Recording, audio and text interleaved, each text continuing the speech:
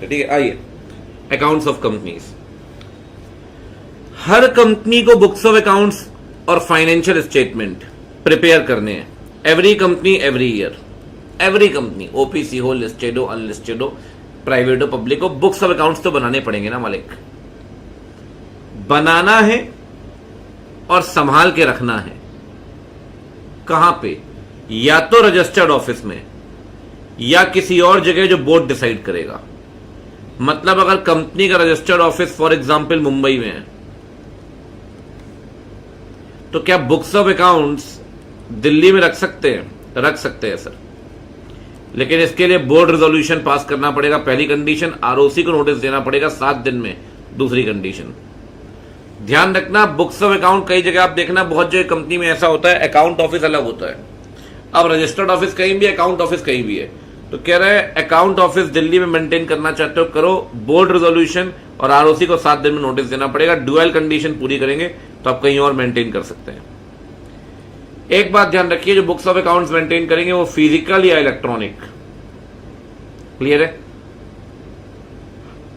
Double entry and accrual, cash नहीं चलता company को लेकर, और सिंगल एंट्री का सवाल ही पैदा नहीं होता।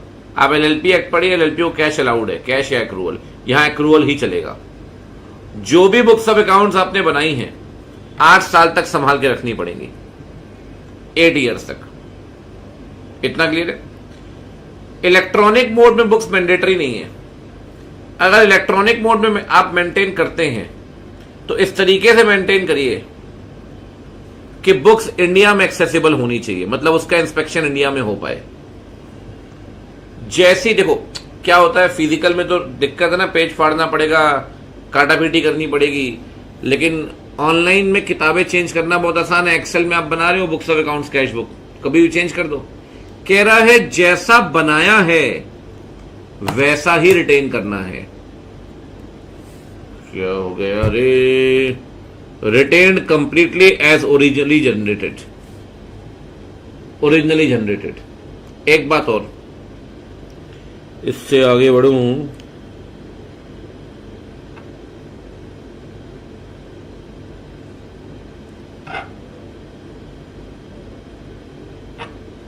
जी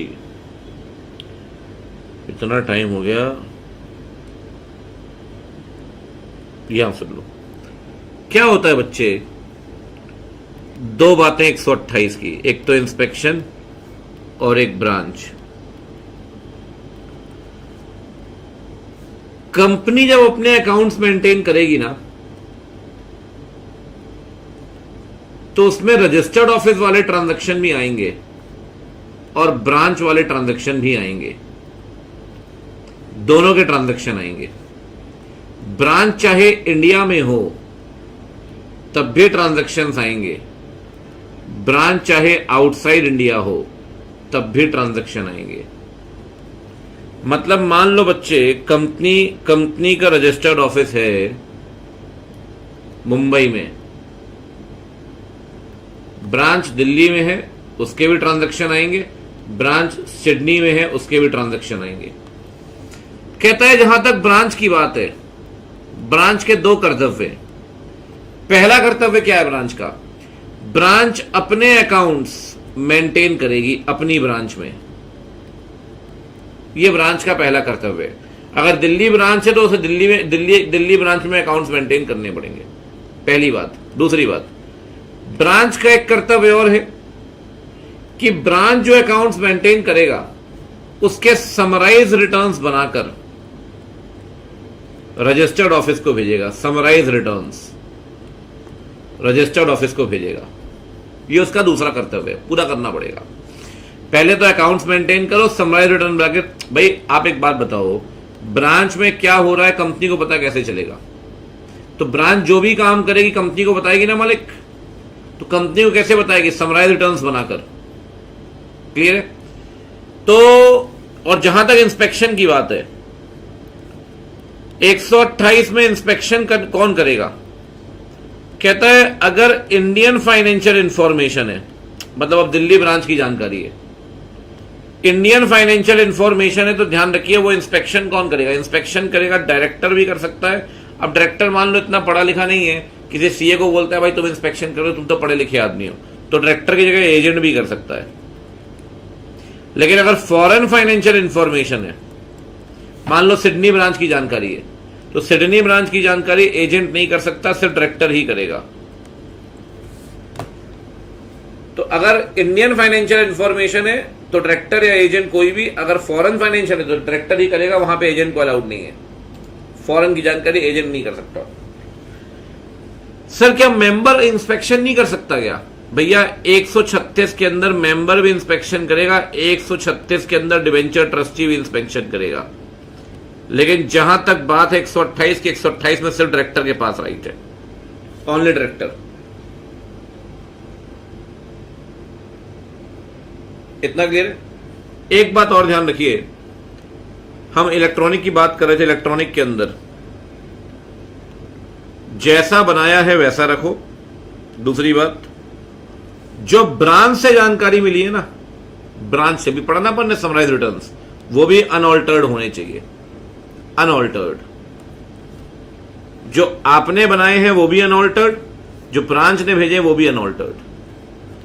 जो भी इलेक्ट्रॉनिक फॉर्म में जानकारी है वो पढ़ने योग्य होनी चाहिए, लेजिबल फॉर्म।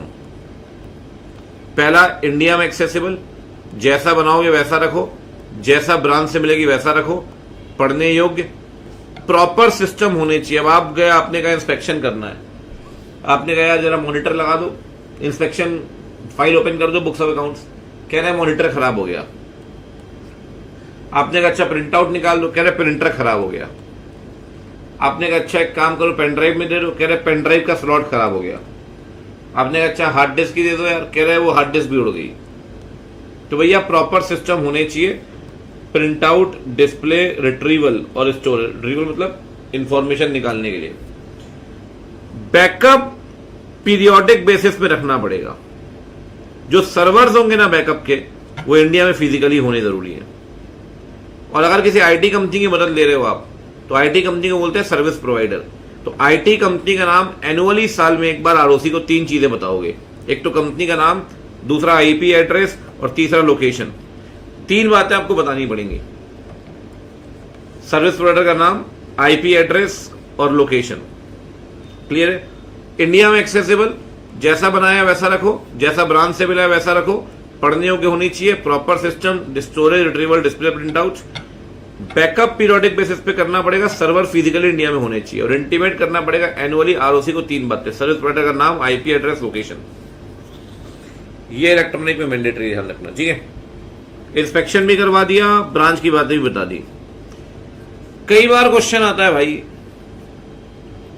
कि बुक्स ऑफ अकाउंट संभालने के लिए रिस्पॉन्सिबल कौन होगा, हु इज रिस्पॉन्सिबल? तो बेटा रिस्पॉन्सिबल पता है कौन है?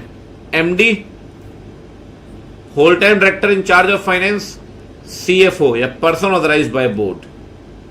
मैं क्लियर कह रहा हूं क्योंकि क्लियर कट लिखा है, अगर कॉन्ट्रावेंशन हुआ तो ये चारों निपटेंगे। चारों निपटने का मतलब क्या है कि जिम्मेदारी किसकी है? 4 लोगों की। सीधा क्वेश्चन आता है, who is responsible to maintain the books of accounts? 4 लोग, MD, whole time director in charge of finance, CFO and person authorised.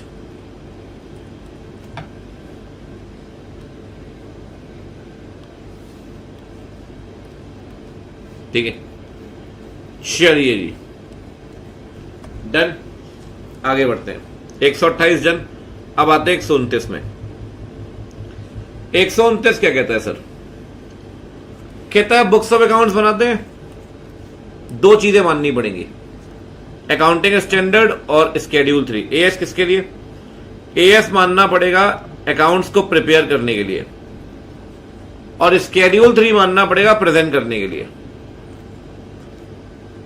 3 company ऐसी हैं जिनको ना एएस मानना है ना स्केड्यूल 3।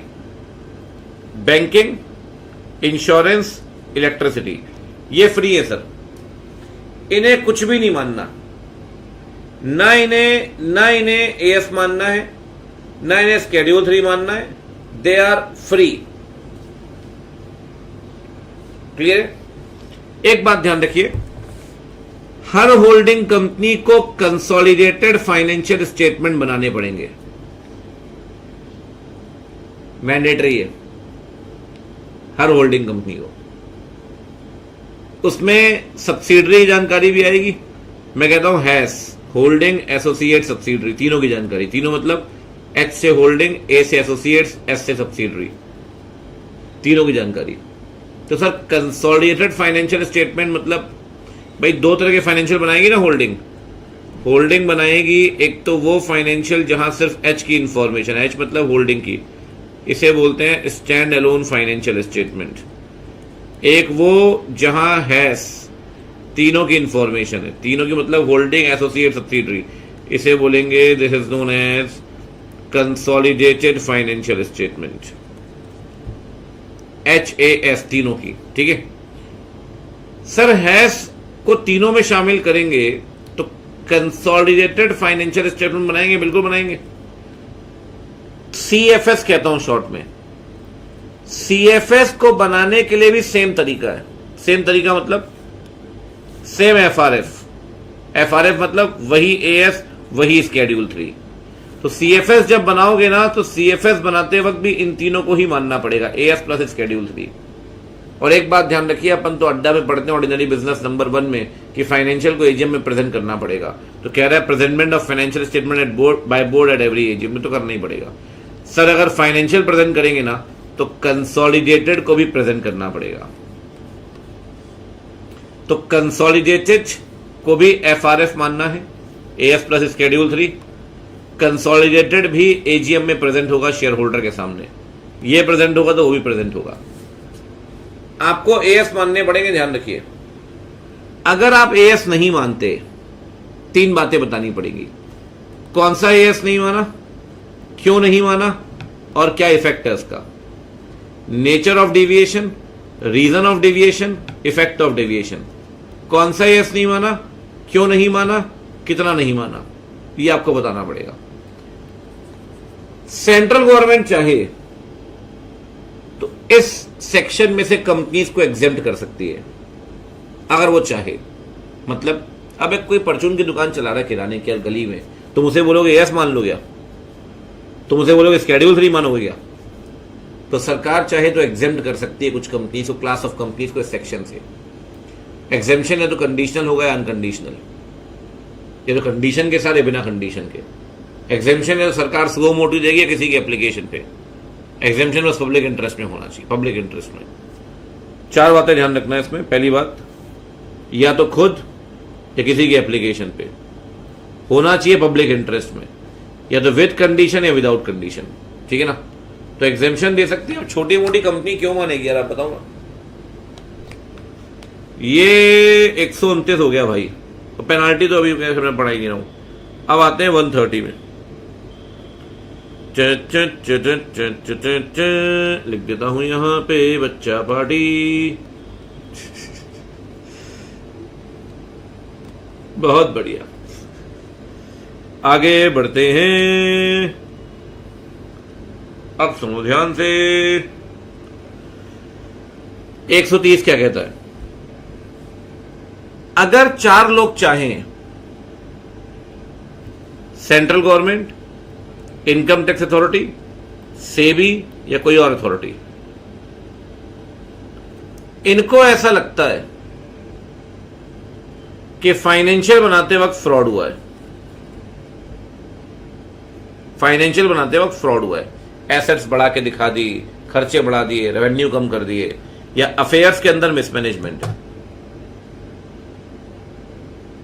जिससे डाउट होता है कि फाइनेंशियल भी गड़बड़ हो सकते हैं। या तो फाइनेंशियल में लोचा है, कंफर्म है, या अफेयर्स के अंदर गड़बड़ी, इससे डाउट होता है फाइनेंशियल भी गड़बड़ हो सकते हैं। तो ये 4 लोग जाएंगे एनसीएलटी या कोर्ट के पास कि भैया हमें कंपनी के बुक्स को रीओपन करना है। इसे बोलते हैं रीओपनिंग एंड रीकास्टिंग। पहले रीओपनिंग होगी फिर रीकास्टिंग होगी। पिछले 8 साल के अकाउंट्स की रीओपनिंग कर सकते हैं आप, 8 साल की। मतलब अगर आप एप्लीकेशन दे रहे हैं 2020-21 में, तो कब तक की दे सकते हैं? 19-20 की दे सकते हैं, 18-19, 17-18, 16-17, 15-16, 14-15, 13 14 12 13 11 12 1 2 3 4 5 6 7 अरे रे 1 2 3 4 5 6 7 8 12 13 तक दे सकते हैं। इन 8 साल के अकाउंट्स आप रीओपन करवा सकते हैं। अगर कोई कंपनी सीजी के बोलने पर 8 साल से ऊपर के फाइनेंशियल संभाल के रख रही है, नॉर्मली हर कंपनी को 8 साल से ऊपर के 8 साल के ही रखने होते हैं। अगर सीजी आपको बोल रही है 12 साल के फाइनेंशियल संभाल के रखो, तो आपके 12 साल की भी रीओपनिंग हो सकती है। अदरवाइज नॉर्मली 8 साल की ही रीओपनिंग होगी। अगर किसी के बोलने पर 12 साल की है तो 12 साल की रीओपनिंग भी हो सकती है। नॉर्मली 8 साल की रीओपनिंग होती है। आप रीओपनिंग के लिए किसके पास जाएंगे? रीओपनिंग के लिए जाना पड़ेगा आपको एनसीएलटी या फिर कोर्ट के पास। वो नोटिस देगा एप्लीकेंट को और फिर फाइनल ऑर्डर पास कर देगा रीओपनिंग रिकास्टिंग का। 4 लोग एप्लीकेशन देंगे, CG, income tax authority, SEBI, any other authority में कोई भी आ सकता है, सीबीआई, ईडी, कोई भी। किसी भी कंपनी की बुक्स की रीओपनिंग रिकास्टिंग करवानी, इन दोनों के पास जाओ। कितने साल की रीओपनिंग रिकास्टिंग हुई? 8 साल की। ग्राउंड क्या होगा? फाइनेंशियल में गड़बड़ है या अफेयर्स के अंदर मिसमैनेजमेंट, इससे डाउट होता है कि फाइनेंशियल गड़बड़ हो सकते हैं। रीओपनिंग प्लस रिकास्टिंग ये कंपलसरी है भाई, कंपलसरी। एक होती है वॉलंटरी। वॉलंटरी मतलब अपनी इच्छा से।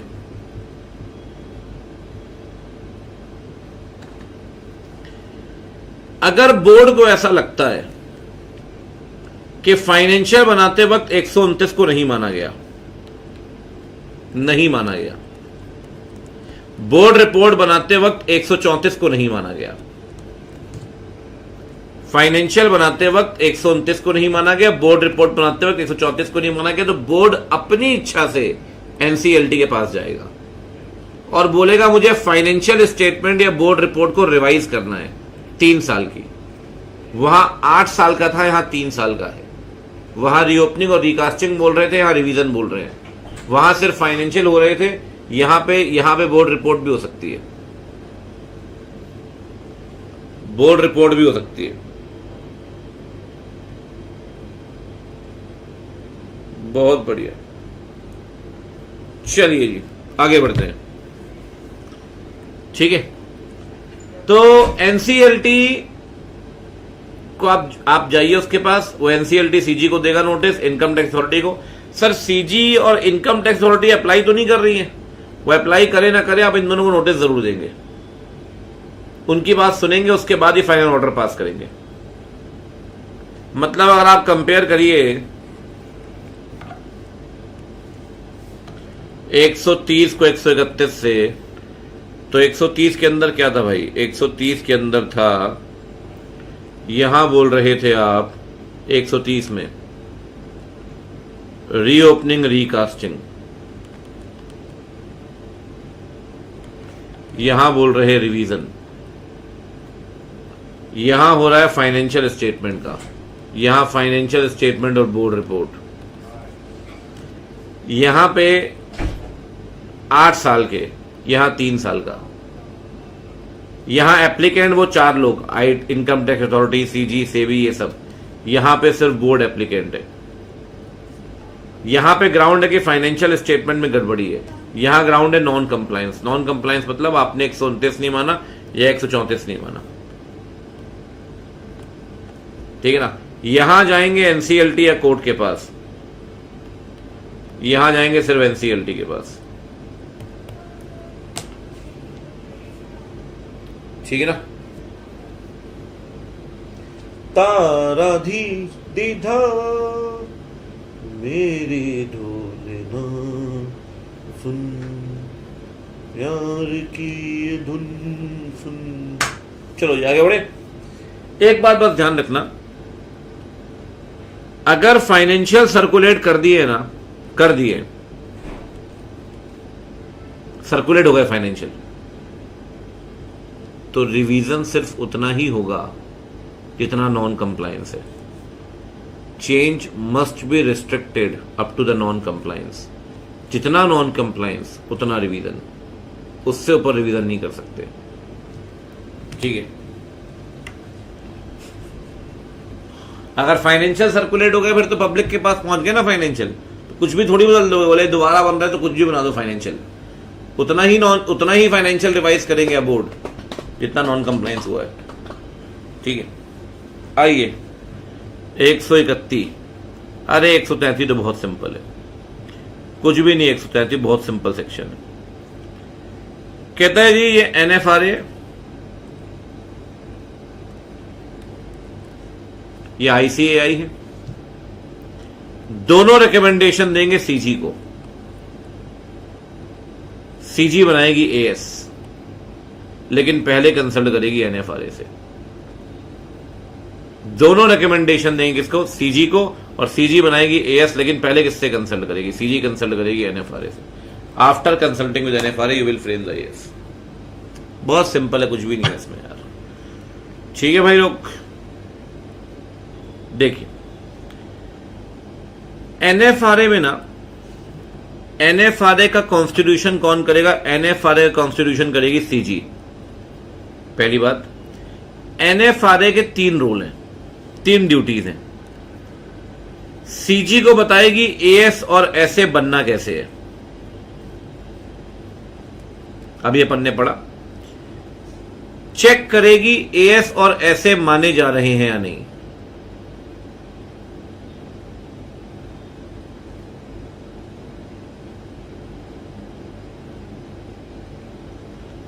रिकमेंडेशन देगी कि AS और SA बनेंगे कैसे। मॉनिटर करेगी कि AS और SA आप मान रहे हो या नहीं, और चेक करेगी क्वालिटी ऑफ सर्विस। अब सर ये क्वालिटी ऑफ सर्विस क्या है? कहता है कुछ कंपनीज में ऑडिटर जो भी क्वालिटी देगा, कुछ कंपनीज में ऑडिटर की क्वालिटी ऑफ सर्विस चेक होगी। मतलब जो हम ऑडिट करेंगे ना इन कंपनीज की, तो हमारी quality of service NFRA check करेगा। क्या बात कर रहे हो? मतलब हम ऑडिटर का भी काम चेक करने वाला है कोई?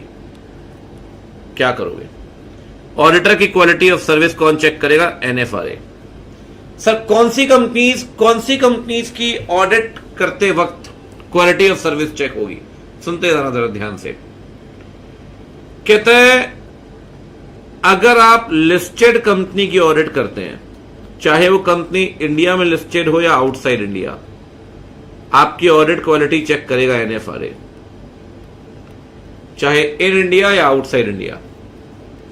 दूसरा, कोई भी पब्लिक कंपनी जिसकी कैपिटल, टर्नओवर और डिपॉजिट, कैपिटल, टर्नओवर और डिपॉजिट, कैपिटल का ये फिगर, टर्नओवर का 1000, यहां 50, और है हर जगह 500, 1000, 50, कोई भी कंडीशन पूरी होगी, क्वालिटी ऑफ सर्विस चेक करेगा auditor.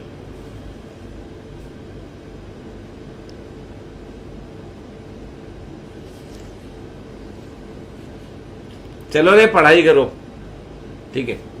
Quality of service check करेगा ऑडिटर, ठीक है। वो 3 कंपनियां जो हर जगह एग्जेम्प्टेड हैं, उन 3 कंपनीज की ऑडिट की भी क्वालिटी चेक करेगा। वो 3 कंपनी कौन सी हैं? बल्कि 4 हैं यहां पे, बैंकिंग, इंश्योरेंस, इलेक्ट्रिसिटी और NBFC। NBFC यहां दिया है नहीं दिया? ठीक है, बैंकिंग, इंश्योरेंस, इलेक्ट्रिसिटी ही दिया है, ठीक है। तो बाई लिस्टेड कंपनी इंडिया में हो, इंडिया से बाहर, उसकी ऑडिट क्वालिटी चेक करेगा। पब्लिक कंपनी 3 में से कोई भी कंडीशन क्वालिटी चेक करेगा। बैंकिंग, इंश्योरेंस, इलेक्ट्रिसिटी की ऑडिट क्वालिटी चेक करेगा। चौथा, कोई भी बॉडी कॉर्पोरेट जिसे CG स्पेसिफाई करेगी, उसकी ऑडिट की भी क्वालिटी चेक करेगा स्पेसिफाइड कंपनी। और 5वीं बात, कोई भी ऐसी बॉडी कॉर्पोरेट जो बनी है इंडिया से बाहर, क्या बनी है इंडिया से बाहर, और ये बॉडी कॉर्पोरेट सब्सिडरी या एसोसिएट है किसकी? 1 2 3 4 में से किसी कंपनी की। क्या बात कर रहे हो? हां, मतलब अगर Reliance industries limited listed company है, उसकी ऑडिट क्वालिटी जो चेक करेगा ही करेगा, बिल्कुल करेगा। और रिलायंस की अगर कोई सब्सिडरी या एसोसिएट है इंडिया से बाहर, तो उसकी ऑडिट क्वालिटी भी चेक करेगा। कह रहे हैं 1 2 3 4 की कोई भी सब्सिडरी या एसोसिएट इंडिया से बाहर, उसकी ऑडिट क्वालिटी भी चेक करेगा। लेकिन एक कंडीशन और है, कह रहे हैं वो सब्सिडरी या एसोसिएट आपकी कंसोलिडेटेड नेटवर्थ या कंसोलिडेटेड इनकम की एटलीस्ट 20% जनरेट करेगी। समझने के लिए मैं बोलूंगा फिफ्थ वाले पॉइंट को, मटेरियल, ध्यान रखने के लिए, फॉरेन, एसोसिएट और सब्सिडरी। मटेरियल का मतलब है वो सब्सिडरी या एसोसिएट जो आपके कंसोलिडेटेड नेटवर्थ की या कंसोलिडेटेड इनकम की 20% जनरेट कर रही है, मटेरियल। फॉरेन जो इंडिया से बाहर बनी है। एसोसिएट है सब्सिडरी, वो तो आपको पता ही है। शुरू की 1 2 3 4 की कोई भी मटेरियल मतलब 20% ऑफ द कंसोलिडेटेड इनकम और नेटवर्थ, ठीक है ना। 5 कंपनी की ऑडिट क्वालिटी चेक करेगा एनएफआरए। दूसरी बात, एनएफआरए की जहां तक बात है, एनएफआरए में एक चेयरमैन होगा, ठीक है, कुछ मेंबर्स होंगे, ठीक है सर। मेंबर होंगे मैक्सिमम 15, ठीक है। इसमें पार्ट टाइम मेंबर भी होंगे, फुल टाइम मेंबर भी होंगे, मैक्सिमम 15। एक चेयरमैन प्लस मेंबर, मेंबर कितने? Maximum 15, part time plus full time, ठीक है। जो चेयरमैन होगा ना वो एक्सपर्ट होना चाहिए। किसका एक्सपर्ट होना चाहिए sir? Accountancy, auditing, finance and law. Accountancy, auditing, finance and law expert. एक बात और ध्यान रखिए, जो चेयरमैन और फुल टाइम मेंबर हैं, ये जब तक एनएफआरए में हैं तब तक किसी और फर्म के साथ नहीं जुड़ सकते। और एनएफआरए छोड़ दिया ना तो उसके 2 साल तक भी नहीं जुड़ पाएंगे। जब तक एनएफआरए में हो, तब तक आप किसी और फर्म में नहीं जुड़ सकते। और एनएफआरए को छोड़ भी दिया ना तो अगले 2 साल तक भी नहीं जुड़ पाओगे। तो during the tenure and after 2 years you can not be associated with any other audit firm. कितना क्लियर है? एक बात और,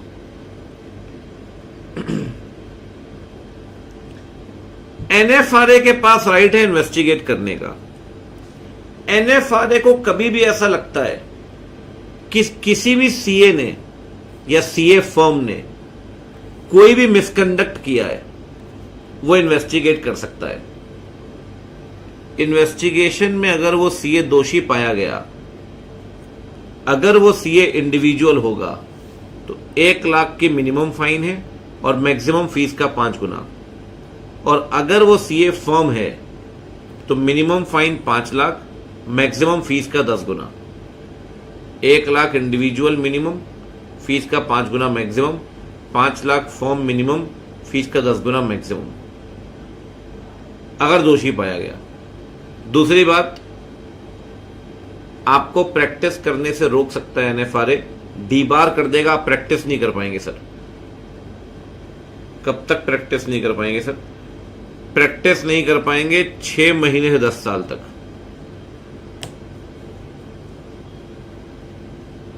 एक बात और, अगर आप एनएफआरए के ऑर्डर से दुखी हैं तो एनएफआरए के ऑर्डर को चैलेंज कर सकते हैं नकलेट में।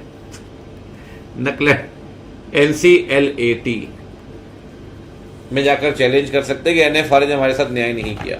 अगर एनएफआरए ने आपके साथ न्याय नहीं किया तो कोई दिक्कत नहीं, आप नकलेट में चैलेंज कर दें। यू कैन चैलेंज इन नकलेट, ठीक है। एक बात और, जब इन्वेस्टिगेशन करेगा ना एनएफआरए, उसके पास सिविल कोर्ट के सारे अधिकार होंगे। सिविल कोर्ट के अधिकार कौन से होते हैं? 4। सिविल कोर्ट आपको कभी भी समन इशू कर सकता है। समन इशू करेगा तो पेश होने के लिए बोलेगा, पहला अधिकार। सिविल कोर्ट आपको बोलेगा बुक्स ऑफ अकाउंट्स पेश करो, दूसरा अधिकार। प्रेजेंट करने के लिए बोलेगा भाई ये कागज पेश करिए। तीसरा, जो बुक्स आप पेश करेंगे उसे इंस्पेक्शन कर सकता है सिविल कोर्ट। सिविल कोर्ट आपके विटनेस का एग्जामिनेशन कर सकता है। सिविल कोर्ट आपको शपथ लेने के लिए बोल सकता है। सिविल कोर्ट आपको समन इशू करेगा, प्रेजेंट होने के लिए बोलेगा, बुक्स पेश करने के लिए बोलेगा, बुक्स का इंस्पेक्शन करेगा, विटनेस को एग्जामिन करेगा और ओथ पे एग्जामिन कर सकता है। ये सिविल कोर्ट के अधिकार है। और एक आखिरी बात ध्यान रखिए, जितने पॉइंट आपको दिख रहे हैं लास्ट वाले, ये आपने जो आईपीएफ में पढ़ा था कल, बिल्कुल सेम कहानी है। ये एनएफआरए है। एनएफआरए अपने अकाउंट्स बनाएगा, जैसा सीजी बोलेगा सीएनडीजी से कंसल्ट करके, ठीक है। अकाउंट्स बना के सीएनडीजी को देगा, सीएनडीजी ऑडिट करके ऑडिट रिपोर्ट देगा, ऑडिट रिपोर्ट आप सीजी को दोगे, सीजी पार्लियामेंट में प्रेजेंट करेगी। सेम कहानी है अथॉरिटी वाली।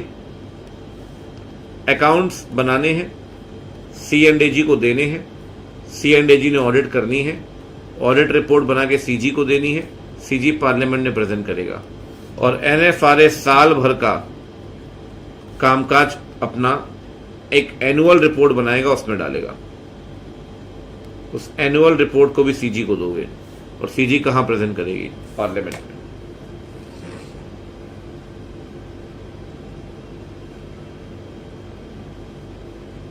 ठीक है,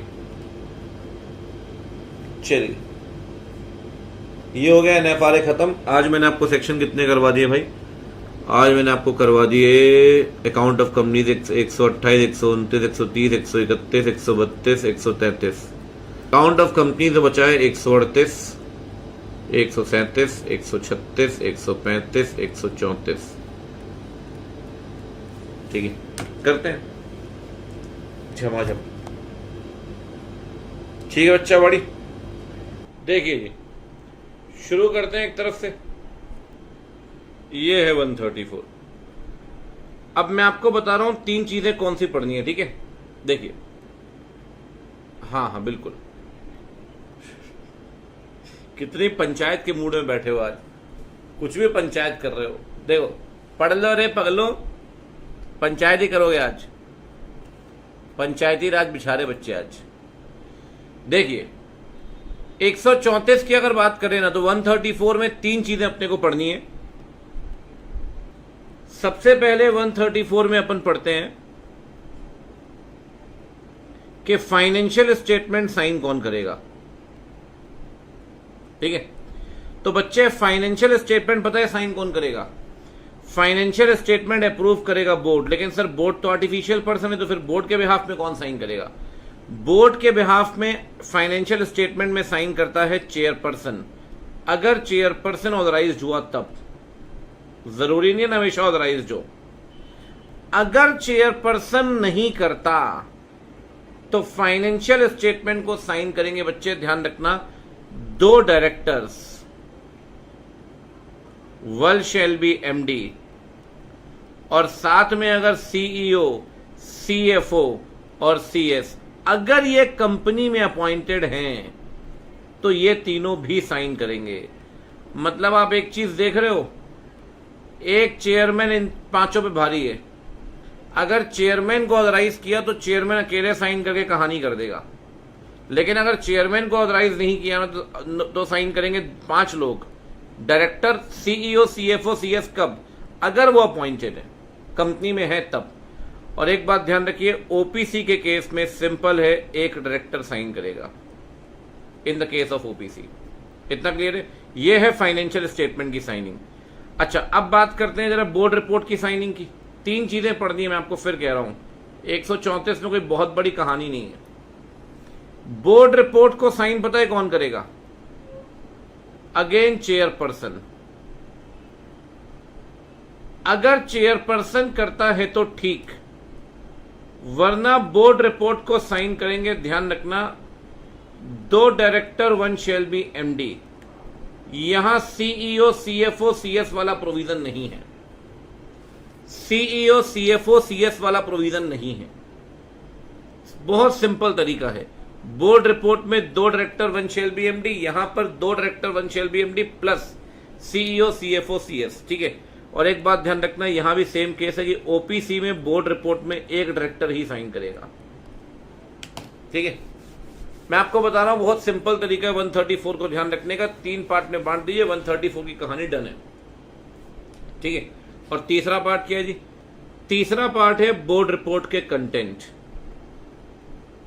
देखो, एक बात मैं आपको बता देता हूं,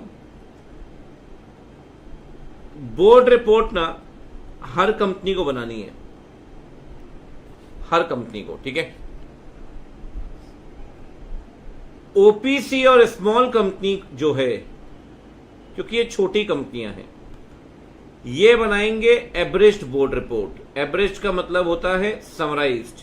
अगर आपको याद हो तो सेक्शन 92 के अंदर दोनों company averaged annual return file कर रही थी, तो यहां पे फाइल करेंगे averaged board report, averaged board report. ठीक है। और जो बची हुई कंपनीज हैं वो मेन बोर्ड रिपोर्ट अपनी फाइल करेंगी समय से। जो मेन बोर्ड रिपोर्ट फाइल करनी है वो मेन बोर्ड रिपोर्ट अपनी फाइल करेंगे। ठीक है। सर, क्या हमें मेन बोर्ड रिपोर्ट के कंटेंट याद करने हैं? The answer is no. क्या हमें एवरेज्ड बोर्ड रिपोर्ट के कंटेंट याद रखने हैं? The answer is yes. अगर मेन बोर्ड रिपोर्ट में 50 कंटेंट है ना, तो उसी में से 10 निकाल के एवरेज में दिए हैं, तो एवरेज के कंटेंट कोई अलग नहीं है। तो अगर एवरेज के कंटेंट याद कर लेते हो ना, तो मेन के कंटेंट अपने आप हो जाएंगे। समझ रहे हो? आपसे एग्जाम में मेन बोर्ड रिपोर्ट के कंटेंट पूछिए एवरेज के, आप एवरेज वाले याद रखिए, मेन अपने आप हो जाएंगे। तो अगर आप average board content, average board report पढ़ लेते हैं, उसके कंटेंट ध्यान रखते तो वो वाले अपने आप हो जाएंगे। तो एवरेज बोर्ड रिपोर्ट के कंटेंट क्या है? हाँ, ये ठीक है। इसके कंटेंट क्या है? एवरेज बोर्ड रिपोर्ट के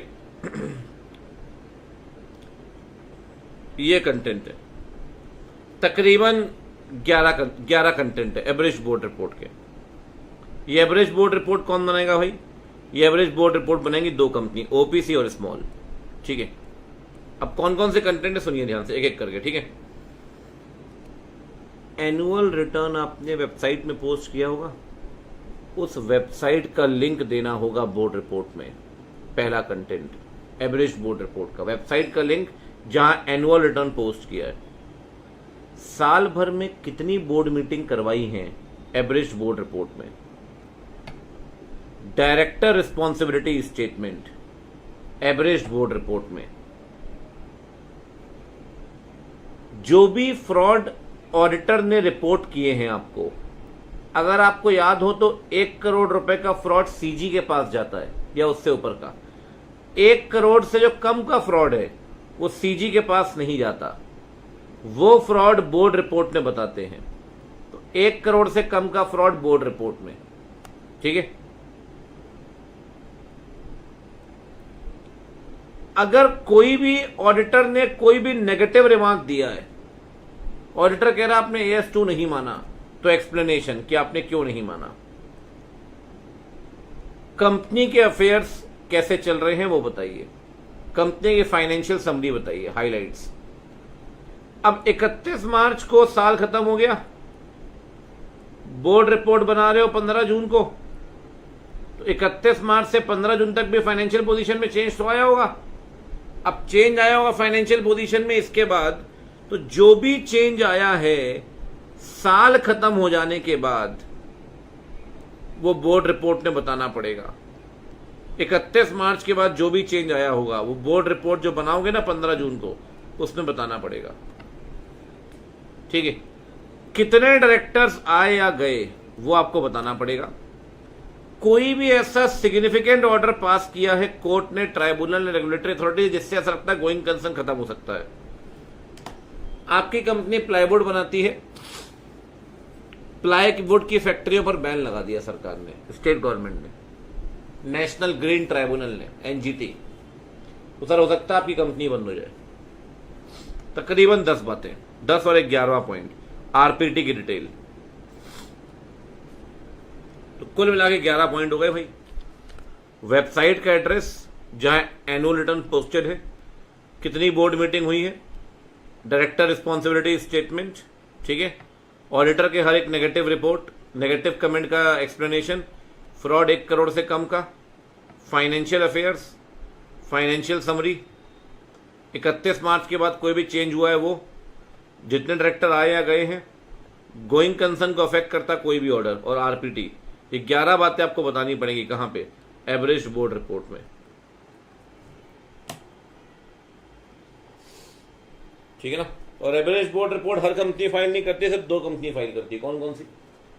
एक तो फाइल करेगी आपकी ओपीसी और एक फाइल करेगी स्मॉल कंपनी, ठीक है ना। चलिए डन, आगे बढ़ते हैं जी। कहानी और कथा को आगे बढ़ाते हैं। इतना आ रहा है समझ में? मैं फिर कह रहा हूं, सिंपल सिंपल सिंपल सिंपल। 134 में 3 बातें ध्यान रखिए। साइनिंग, फाइनेंशियल स्टेटमेंट की साइनिंग, बोर्ड रिपोर्ट की साइनिंग, बोर्ड रिपोर्ट का कंटेंट। बस एक बात ध्यान रखना, जो डायरेक्टर रिस्पॉन्सिबिलिटी स्टेटमेंट है ना, उसमें खुद में कई सारी चीजें हैं जो आएंगी। डायरेक्टर रिस्पॉन्सिबिलिटी स्टेटमेंट के अपने खुद के 10 पॉइंट है।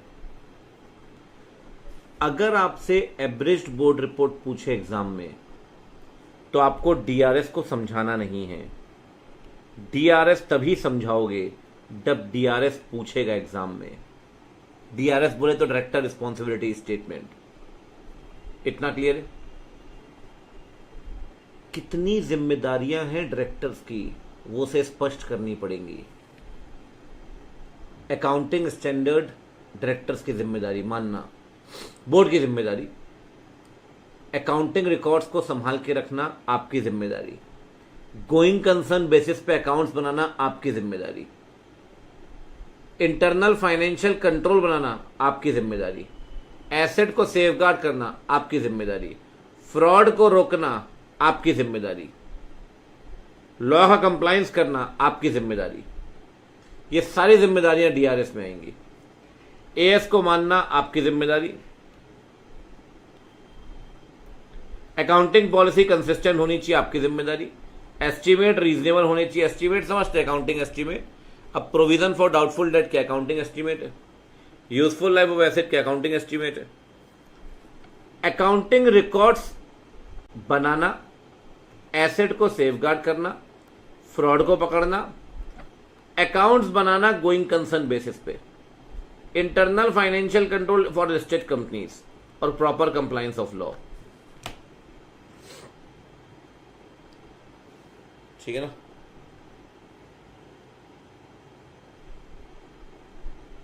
एक बात हमेशा ध्यान रखिए, बोर्ड रिपोर्ट आप जब भी बनाएंगे, बोर्ड रिपोर्ट कंसोलिडेटेड के आधार पे नहीं बनती। बोर्ड रिपोर्ट हमेशा बनती है stand alone financial statement. MCQ में क्वेश्चन आ सकता है कि जो बोर्ड रिपोर्ट बनानी है वो किसके आधार पे? On the basis of stand alone financial statement. ठीक है ना।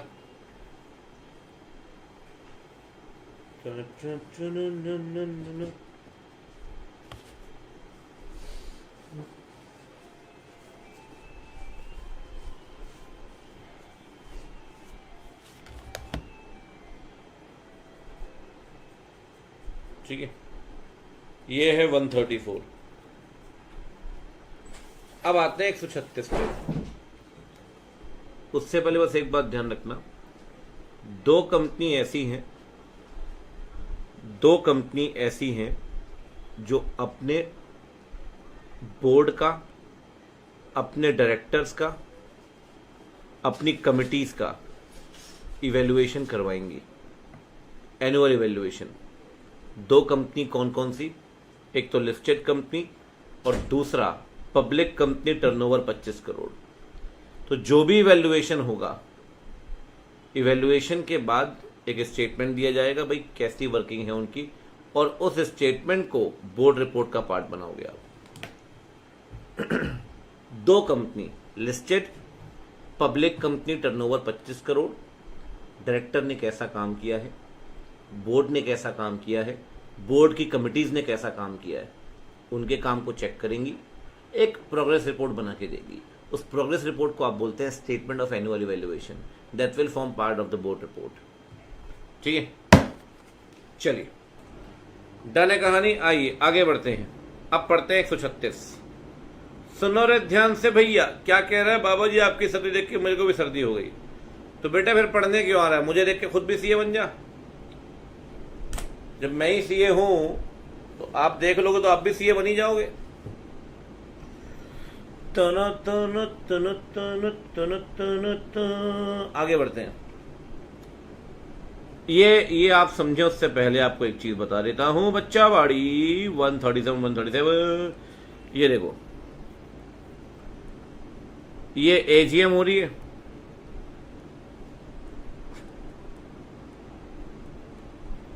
ठीक है।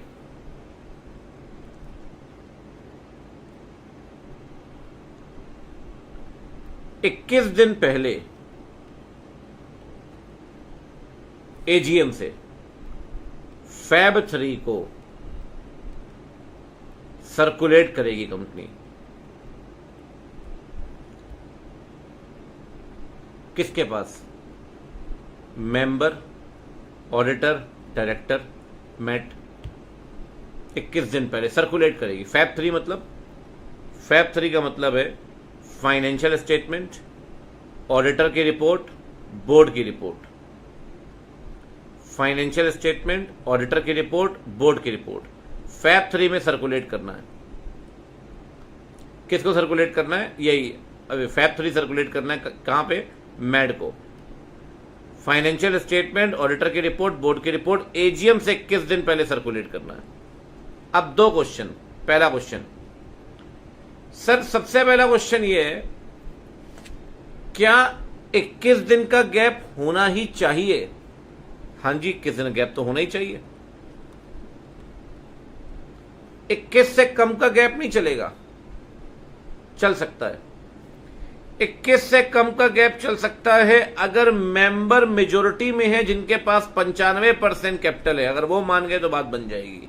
शॉर्टर पीरियड वैलिड होगा। शॉर्टर पीरियड मतलब, अब मान लो बच्चे आप गैप मेंटेन कर रहे हो 6 दिन का।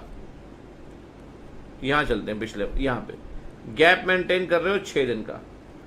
आपकी कंपनी में 1200 मेंबर है, 590 मेंबर मान गए, इनके पास 98% कैपिटल है। बात बन जाएगी। 1200 में से 590 मेंबर मान गए, 98% कैपिटल। आपने ध्यान दिया, अगर डुएल कंडीशन है, डुएल पहली कंडीशन है मेंबर मेजोरिटी में होने चाहिए और दूसरी कंडीशन है 95% कैपिटल होनी चाहिए। बेटा मेजोरिटी का मतलब है यहां पे 1200 में से कम 601 मेंबर होने चाहिए। बात आ रही है समझ में? 601 प्लस 95% कैपिटल। अगर कैपिटल तो कैपिटल, नहीं तो वोटिंग राइट होने चाहिए। दूसरी बात, सर नोटिस भेजेंगे कैसे? मतलब 21 दिन पहले फैब सर्कुलेट करेंगे ना अपन। फैब तो सर्कुलेट करना पड़ेगा अपने 21 दिन पहले। फैब कैसे? अगर लिस्टेड कंपनी है ना, या public company, net worth 1, turnover 10 crore, दो company listed, public company net worth 1, turnover 10 अगर है, तो जो भी आप फैब 3 सर्कुलेट कर रहे हो ना, ये फैब 3 ई मोड में जाएगा। कब? अगर शेयर डीमैट में है तब। और ये वाला पॉइंट प्रैक्टिकली खत्म हो चुका है, लेकिन लॉ में अभी भी लिखा है, क्योंकि पब्लिक कंपनी में शेयर हमेशा डीमैट में ही होंगे।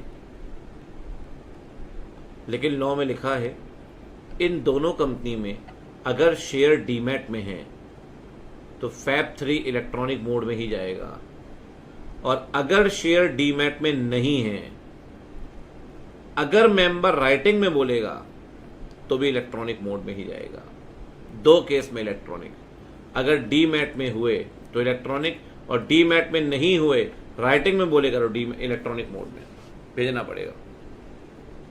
एक बात और, अब मान लो प्राइवेट कंपनी है, तो प्राइवेट कंपनी लिस्ट तो हो नहीं सकती ना, प्राइवेट कंपनी यहां आएगी, तो प्राइवेट कंपनी दोनों में से कहीं भी फॉल नहीं कर रही है। तो प्राइवेट कंपनी में ना आप ये फैब 3 फिजिकल मोड में सर्कुलेट कर सकते हैं, physical mode as per section 20। और सेक्शन 20 में फिजिकल मोड की बात करें तो आपने पढ़ा हुआ है, registered post, speed post, courier, ये सब अलाउड है, याद है। तो listed company, public company, net worth 1 crore, turnover 10 crore, अगर शेयर डीमैट में है तो इलेक्ट्रॉनिक मोड में, शेयर डीमैट में नहीं है लेकिन मेंबर एग्री कर राइटिंग में, तो फिर ई मोड में। हाँ, फिजिकल मोड का बची कुछ ही कंपनी में। इतना क्लियर है। एक बात और, ये वाला पॉइंट बड़ा मस्त है लिस्टेड कंपनी वाला, ध्यान रखना भाई, बड़ा सिंपल सा पॉइंट है, मैं आपको बताऊं। कहता है जी लिस्टेड कंपनी को ना अपनी वेबसाइट में अपने कंपनी के अकाउंट्स तो डालने ही है, सब्सिडरी के अकाउंट्स भी डालने पड़ेंगे।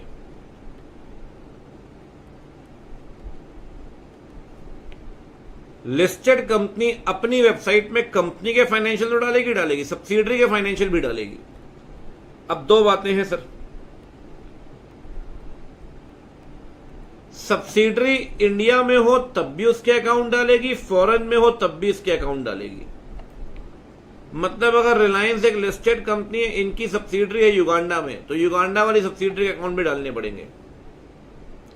अगर उस सब्सिडरी कंपनी के अकाउंट्स इंग्लिश में है तो बहुत बढ़िया, तब तो कोई दिक्कत नहीं, वैसे ही डाल दो। अगर सब्सिडरी के अकाउंट मान लो फ्रांस में है और फ्रेंच में है, तो आपको अपनी वेबसाइट पे फ्रेंच में भी डालने पड़ेंगे, साथ में इंग्लिश में भी डालने पड़ेंगे। Translated copy in English, translated copy in English भी आपको डालनी पड़ेगी। तो अगर फ्रांस में हुए और इंग्लिश में नहीं है तो इंग्लिश में भी डालने पड़ेंगे। और तीसरी बात, सब्सिडरी के जो अकाउंट्स आप अपनी वेबसाइट में डालोगे, ये अकाउंट्स ऑडिटेड होने चाहिए, ऑडिटेड। लेकिन इसका एक एक्सेप्शन है, कहता है जिस कंट्री में आपकी सब्सिडरी है वहां ऑडिट कंपलसरी ही नहीं है। अब युगांडा में आपकी सब्सिडरी है, युगांडा में ऑडिट कंपलसरी नहीं है। फॉर एग्जांपल, दिल पे मत ले लेना, कहीं गूगल में चेक करके आप मेरे पास कूद के आ गए वापस, ठीक है। ऐसी बहुत सारी कंपनीज है जहां एक लिमिट तक ऑडिट कंपलसरी नहीं, चाहे वो स्पेन हो चाहे और कुछ कंट्रीज हो, ऑडिट कंपलसरी नहीं है और ऑडिट नहीं करवाई। सर कंपलसरी नहीं तो फिर ऑडिट क्यों करवाएंगे? वॉलंटरली बेसिस पे करवाते हैं। इंडिया में पार्टनरशिप फॉर्म में कंपलसरी नहीं है, लेकिन फिर भी पार्टनरशिप फॉर्म की ऑडिट करवाते हैं अपन लोन वगैरह लेने के लिए। सब्सिडरी इंडिया, फॉरेन फाइनेंशियल डालने पड़ेंगे वेबसाइट में। इंग्लिश में नहीं है, फ्रेंच में है, तो ट्रांसलेटेड कॉपी इंग्लिश में डालनी पड़ेगी। ऑडिटेड अकाउंट्स ही डालने पड़ेंगे। ऑडिट अगर कंपलसरी नहीं और ऑडिट नहीं करवाई तो अनऑडिटेड अकाउंट्स भी इन दो केस में चलेंगे। अगर दोनों कंडीशन पूरी होंगी तब अनऑडिटेड भी चलेंगे। समझ आ रही बात? ऑडिट कंपलसरी नहीं, ऑडिट नहीं करवाई। चलिए जी, तो ये आ गया गुरुजी आपका ये पॉइंट, ठीक है।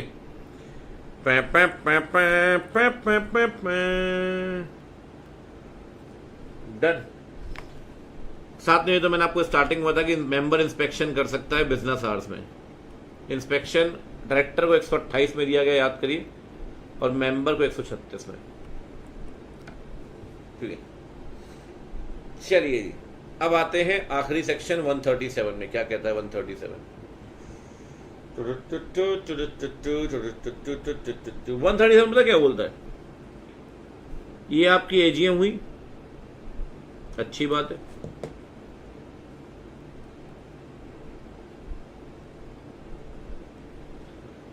एजीएम के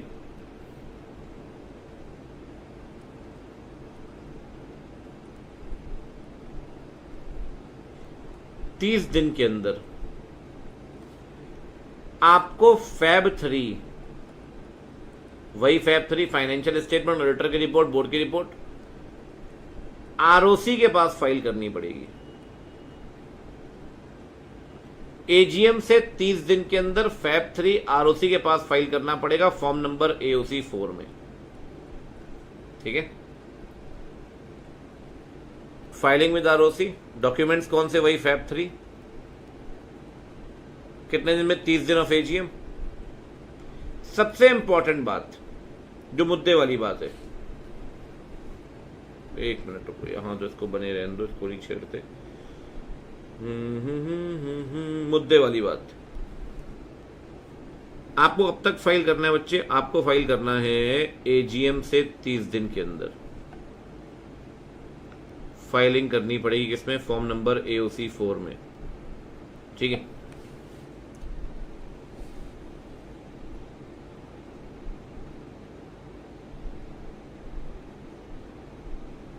as per GC day of accent. देखिए,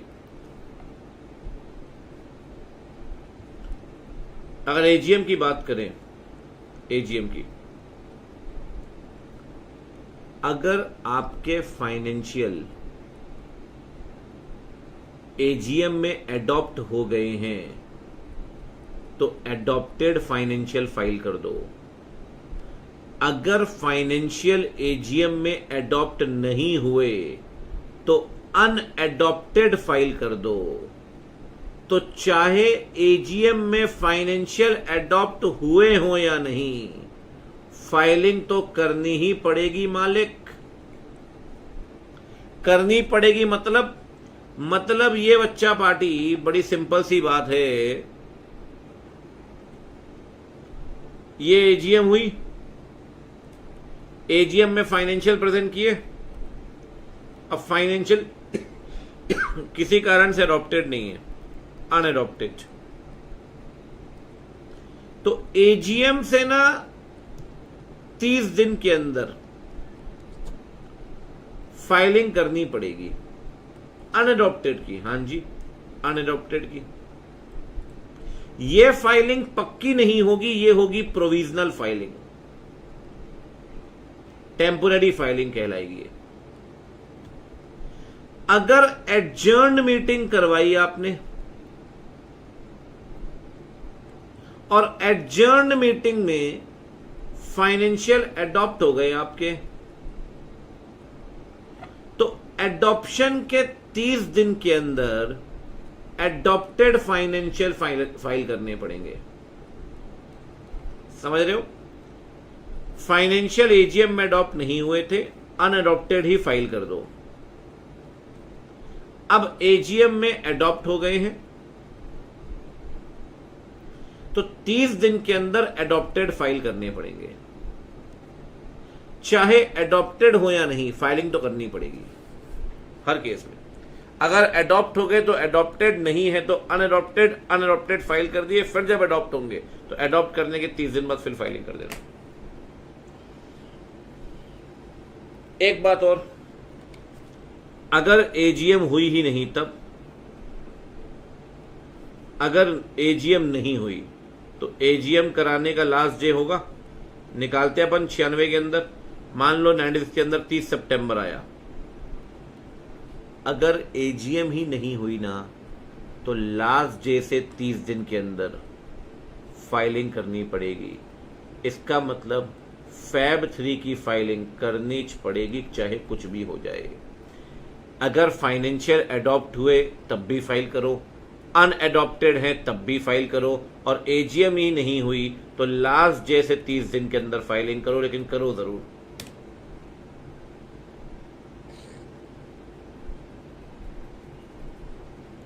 ला ला ला ला बच्चा बड़ी, चलो जी आगे बढ़ते हैं। ठीक है, फाइलिंग जरूर करनी पड़ेगी 30 दिन ऑफ एजीएम। अगर अडॉप्टेड नहीं है तब फाइलिंग प्रोविजनल होगी। ठीक है, अगर एजीएम नहीं हुई बच्चा पार्टी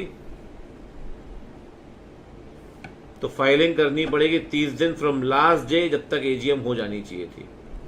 साथ में एक स्टेटमेंट लगा देना अगर एजीएम नहीं हुई कि एजीएम क्यों नहीं करवाई आपने, reason for not holding the AGM, तो फैब 3 तो जाएगा ही जाएगा, फैब 3 के साथ एक स्टेटमेंट भी देना पड़ेगा कि एजीएम क्यों नहीं करवाई आपने।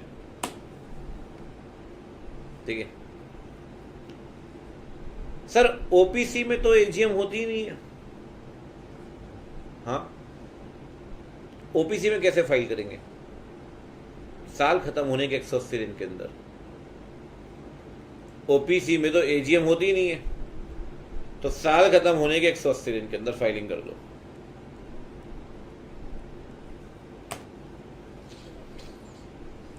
कुछ कंपनीज में एक्सबीआरएल फाइलिंग मैंडेटरी है।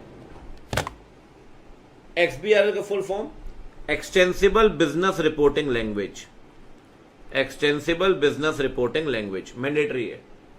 कौन सी कंपनीज में? Listed company, Indian subsidiary. Question आ सकता है एक्सबीआरएल से, मुझे लगता है इस बार क्वेश्चन आना चाहिए एक्सबीआरएल से, तो लिमिट ध्यान रखना, ये लिमिट ध्यान रखना। Listed company, Indian subsidiary, XBRL mandatory है। Paid up share capital 5 crore, XBRL mandatory है। टर्नओवर 100 करोड़, एक्सबीआरएल मैंडेटरी है। कमाल की बात बता रहा हूं, हर जगह पब्लिक कंपनी होता है, यहां सिर्फ कंपनी है।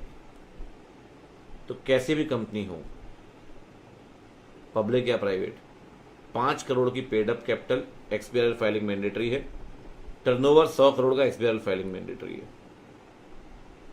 4 कंपनी एग्जेम्प्टेड है। 4 कंपनी कौन कौन सी? Banking, insurance, electricity, NBFC. इस बार 22 से 22 बन गई। Banking, insurance, electricity, NBFC. तो कोई हाउसिंग फाइनेंस कंपनी वाला क्वेश्चन है ना, तो वो भी एग्जेम्प्टेड है, ध्यान रखना, वो भी एग्जेम्प्टेड है। ठीक है, आखिरी सेक्शन अकाउंट्स का। कौन सी कंपनी को, ऐसे ही बता देता हूं, 2 मिनट लगेंगे। इंटरनल ऑडिट करवानी कंपलसरी है। 138